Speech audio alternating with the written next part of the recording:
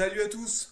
Aujourd'hui, nouvelle vidéo où je vais vous présenter une réplique, la MP5 AEG Blowback de chez G&G Armement. Juste avant de vous balancer le générique, je voudrais vous expliquer un petit peu comment ça va se passer à chaque fois que je vais présenter une réplique. La première vidéo où je vais vous présenter la réplique, ses spécificités et le test Ochrony. La deuxième vidéo sur l'amélioration externe de la réplique, c'est-à-dire comment améliorer la réplique avec de l'impression 3D, en y ajoutant des accessoires par exemple. Et enfin la troisième vidéo où je vais démonter la réplique pour vous montrer ce qu'elle a en interne. Et ça va être aussi l'occasion de pouvoir l'améliorer, de pouvoir faire de l'upgrade dessus. Pas avec de l'impression 3D parce que vous imaginez un peu la gueule des engrenages au bout d'une heure de partie. On regardera précisément sur quel site acheter quel matériel pour pouvoir améliorer la réplique. Et maintenant je vous lance l'intro. Allez, c'est parti!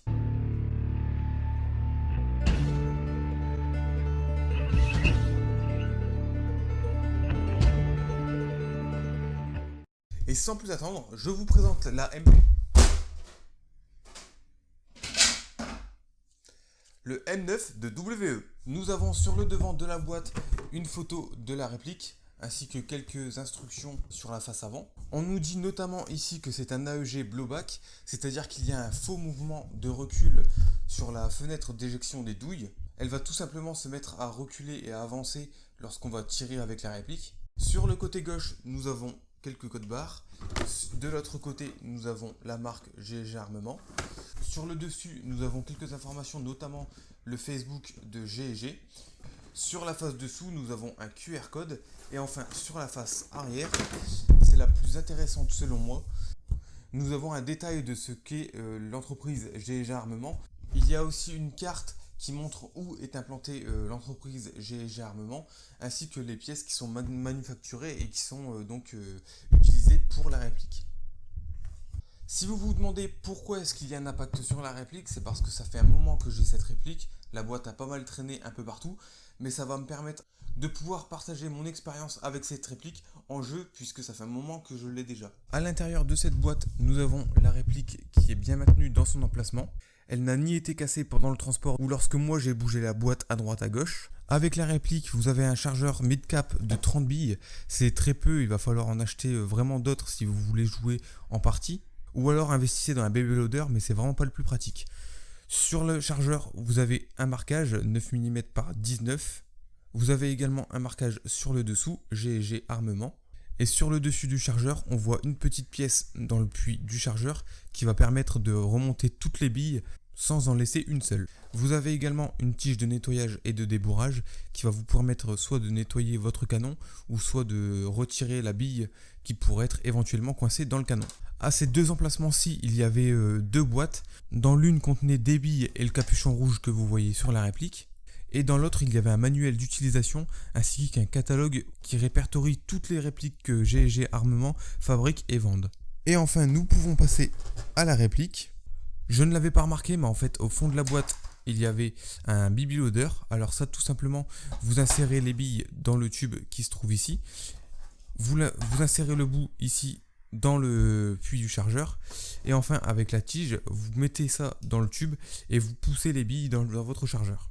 Je ne l'ai jamais utilisé parce que je ne l'avais pas vu dans la boîte, mais de toute façon, c'est vraiment pas le genre de gadget que j'aime utiliser. Cette réplique nous est vendue à un prix de 159,90 € sur le site OPS Store. Je vous mets le lien dans la description. Elle mesure 68 cm de longueur et 23 cm de hauteur pour un poids total de 2 kg et 250 g, chargeur et batterie compris. Cette réplique, je l'ai depuis 3 ou 4 mois et comme vous pouvez le constater, l'état général est plutôt bon malgré le nombre de fois que je l'ai utilisé et je ne l'ai pas très bien traité non plus. Nous allons tout d'abord commencer par la crosse.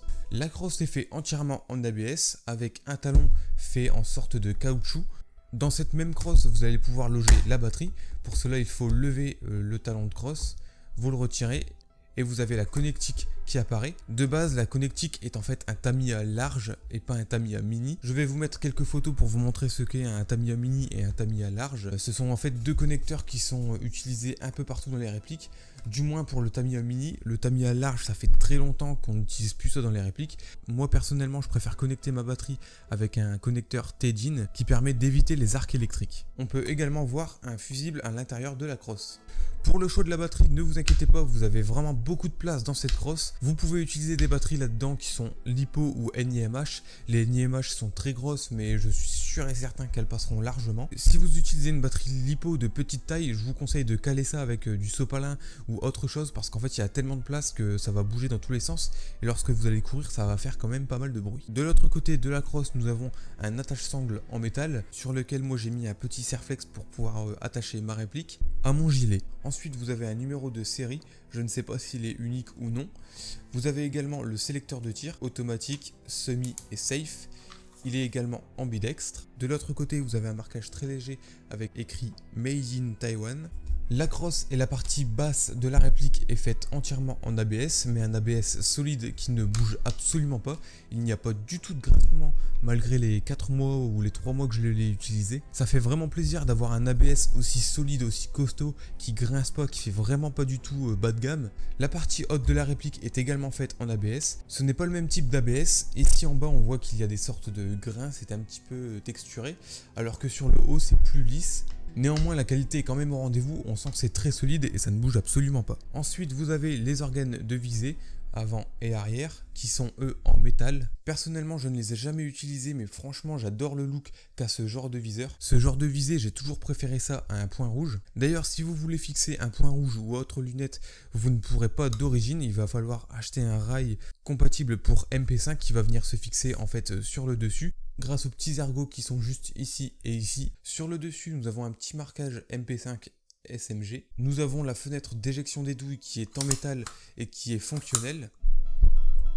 Le bouton d'éjection du chargeur est lui aussi en métal. Vous pouvez d'ailleurs retirer votre chargeur par ce bouton ou par ce loquet ici. Moi je préfère retirer mon chargeur de la deuxième façon puisque c'est vraiment beaucoup plus facile, puisque le bouton je trouve qu'il est un peu trop enfoncé et ce qui fait qu'on a un peu de mal à l'actionner, de même que lorsque j'ai la poignée en main. Si j'essaye d'appuyer sur le bouton, c'est un petit peu trop loin pour moi. Sur le haut de la réplique, vous pouvez remarquer ces deux rails ici. Cela sert pour les autres crosses des MP5. Il existe, je crois, 3 types de MP5 différentes. Une avec la crosse pleine, comme ça. Une autre avec une crosse qui va se coulisser dans ces rails-là. Et une autre crosse qui va pouvoir se plier sur elle-même. Moi de toutes les MP5 je préfère celle avec la crosse pleine, néanmoins si vous démontez ici avec la goupille et que vous retirez la crosse, vous pourrez très facilement changer de crosse. Vous pourrez sûrement en trouver assez facilement sur Airsoft Entrepôt par exemple, à un prix d'environ une vingtaine d'euros. Ensuite nous passons au garde-main. Le garde-main est lui aussi fait en ABS comme la crosse et le bas de la réplique. Il est également texturé. Moi personnellement je n'aime pas trop ce genre de garde-main, en fait on peut pas mettre d'équipement et je trouve que la prise en main est pas vraiment géniale.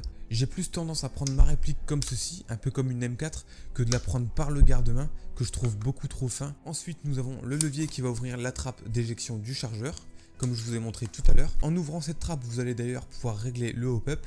Ici, on ne le voit pas parce qu'en fait, j'ai tout simplement perdu une pièce qui permet de ramener le hop-up à cet endroit pour pouvoir le régler. Donc moi, pour l'instant, j'en ai pas, mais je vais trouver un moyen. Mais sinon, vous pouvez régler votre hop-up à partir de cette trappe. Ce levier, vous pouvez y aller, il est très costaud. Moi, je le manipule souvent parce que je kiffe ça. Je trouve ça vraiment super agréable qu'il soit si solide. Il est en plastique mais il est très solide. En plus il est texturé, ce qui fait qu'on arrive mieux à l'agripper. Et la sensation lorsqu'on va tirer le levier et lorsqu'on va le rabattre, je trouve qu'elle est vraiment géniale. Je me passe jamais de faire ça. Même si ça sert à rien, à chaque fois que je vais engager mon chargeur, je vais toujours l'actionner. Ensuite vous avez la mire avant qui est également en métal. Et enfin vous avez le bouchon orange de protection. Vous le retirez. Et vous avez en fait un protège-filetage, donc vous pouvez le dévisser, il est dans le sens anti-horaire. Et lorsque vous le dévissez, vous avez un pas de vis 14 mm anti-horaire qui va vous permettre de fixer soit un frein de bouche, soit un silencieux, etc. Je sais pas vous, mais moi je trouve la réplique vraiment belle, franchement je la kiffe.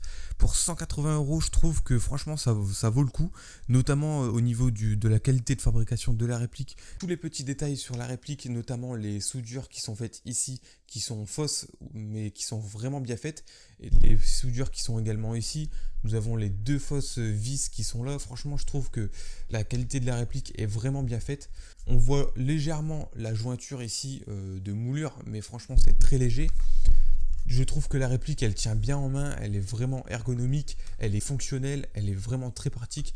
Pour avoir testé une MP5 de la marque Jingong, qui est une marque en fait un peu plus bas de gamme, il y a vraiment une réelle différence entre la qualité de fabrication de cette réplique et la qualité de fabrication de Jingong. Il y a vraiment un écart, je trouve, qui est assez conséquent. On s'en rend peut-être pas vraiment compte tout de suite à vue d'œil, ça ressemble à une MP5 de toute manière, mais je vous assure que la qualité des matériaux utilisés pour cette réplique sont vraiment bien. Ça aurait été bien qu'ils y mettent un rail sur le dessus pour qu'on puisse fixer un autre optique, mais bon, ça c'est un détail et puis ça ne coûte vraiment pas cher. De plus, on pourra toujours l'imprimer si jamais. On va en profiter pour la passer au chrony.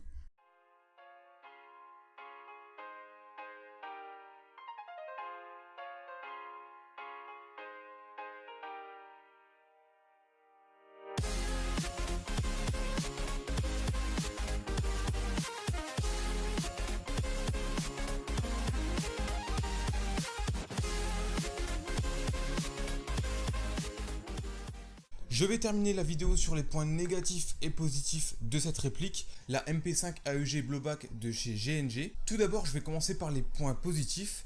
On va parler en premier lieu du poids. Le poids est un point positif puisqu'elle est vraiment légère. Ce que je veux dire, c'est qu'elle est vraiment manipulable. On peut vraiment la prendre en jeu, que ce soit dans les couloirs, dans les escaliers, dans les bâtiments de petite taille, dans les petites pièces. C'est vraiment très agréable de l'utiliser. Ensuite, en deuxième point positif, je vais parler de la crosse. Pour épauler la réplique, je trouve que ça va vraiment très bien. Le talon de crosse est assez large pour être plaqué contre l'épaule.